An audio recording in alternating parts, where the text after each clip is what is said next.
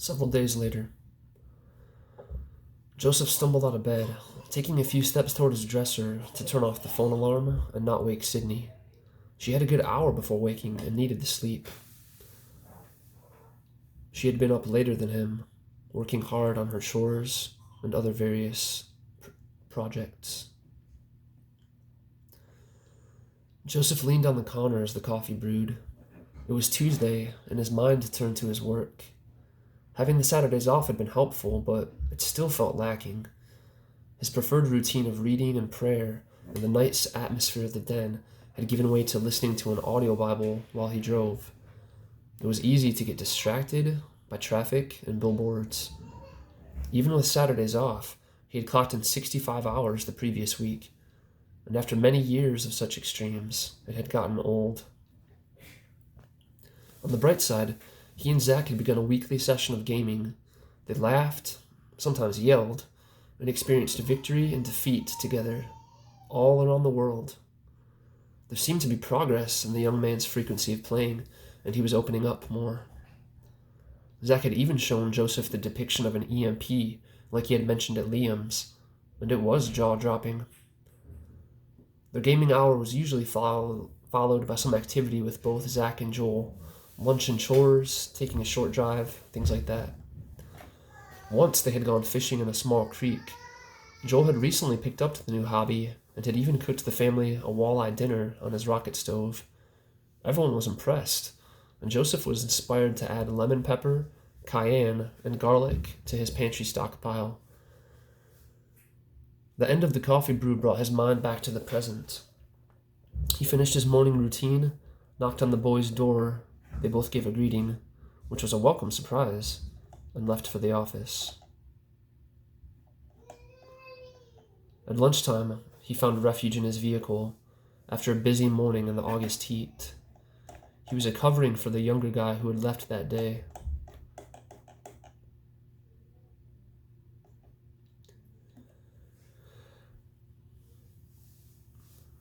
He was covering for a younger guy who was off for the day, which left Joseph testing the compaction of soils for a sewer installation in Detroit. It was a long drive that got progressively worse as he approached.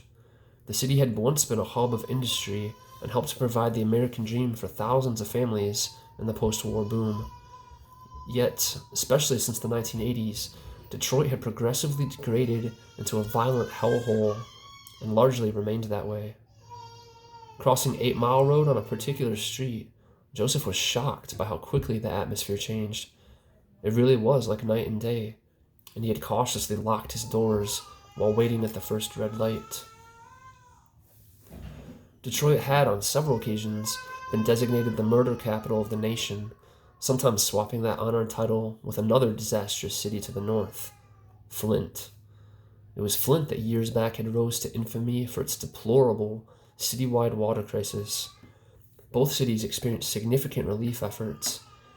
Joseph's church had raised funds to provide over 2,000 cases of drinking water to help alleviate the crisis, and Flint eventually received a reported $400 million in aid to fix their infrastructure woes.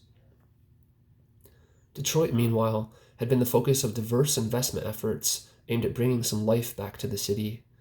A nearly $1 billion sports facility had been constructed for a couple of the city's sports teams, alongside various efforts to revitalize and inspire rich people to invest. Joseph sometimes wondered what the motivation was for them. Goodwill? Mere economic advantage for the investors? Something more insidious that he wasn't aware of? He pondered these things as he chewed his sandwich. It was delicious. Barbecue chicken with avocado oil mayonnaise, spinach and onion, topped off with mozzarella cheese. Sydney had begun baking rolls, and they could be used for anything, including sandwiches. Joseph leaned back in his seat and continued to ponder the history and status of Detroit. Eventually, the crew began to make slowly their way back to the trench. Joseph exited the truck to take a look around. The all-too-familiar scene of garbage-lined chain-link fences was quite this eyesore. The street itself was small, tucked far away from the bustle of the marketplace area. What is this huge building? He wondered to himself. The colossal warehouse looking structure stood in sharp contrast to its surroundings. It featured a large number of bay doors along an entire wall, suited for semi-truck loading and unloading. The large company logo was a 3-letter acronym he didn't recognize, so he looked it up. It seemed to be a multinational corporation that specialized in technology and transportation. Odd, he thought to himself. Why here? To avoid attention? A 7-foot barbed wire fence surrounded the entire complex, while a security guard sat in a vehicle just inside the gate. Joseph didn't want to seem too nosy, especially with the guard possibly watching him. He walked along the fence toward the work site and found some shade beneath several concealing trees with his back to the complex. Cam's previous comments came to mind, so he texted his young friend. Hey man, how are things going? You mentioned concerns about bridges a while back. Did you ever talk to the engineer? The reply came a few minutes later. Doing okay. We should go shooting again sometime. Been thinking hard about our talk and been reading that Bible you gave me. Bridges? Yeah, he basically confirmed my concerns. Said he couldn't go into detail, but it makes me nervous. Sometimes, seems like there's not enough inspectors to keep up with all the bridge maintenance needs. I get the sense that people in charge are pretty concerned about the situation. Joseph stroked his beard as he read Cam's reply. Detroit had plummeted. It was a wasteland. It would make sense for bridge upkeep to wane in the city, dangerous as that was. But the whole state? He rolled it around in his mind. As he pondered the huge leap in infrastructure development during the 1960s and 70s, that also made sense. Unless there was a tremendous amount of foresight and proper budgeting, it would be extremely difficult to keep up with bridge maintenance. The words foresight and proper budgeting within a modern government bureaucracy were laughable, especially with the current administration.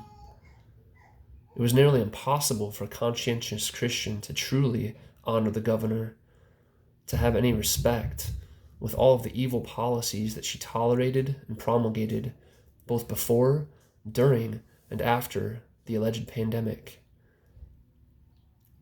It all went hand in hand with the social atmosphere of Michigan, at least the blue cities, though Joseph suspected that several of the core problems were lodged in the DNA of both political parties.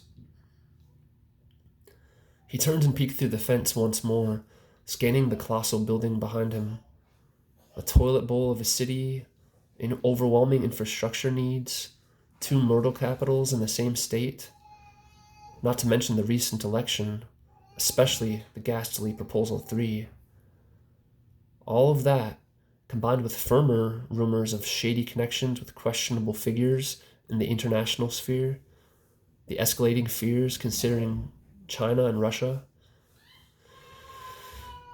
Joseph sighed deeply and walked toward the trench. He couldn't help but think that, all things considered, the writing on the wall seemed apparent. Michigan was doomed.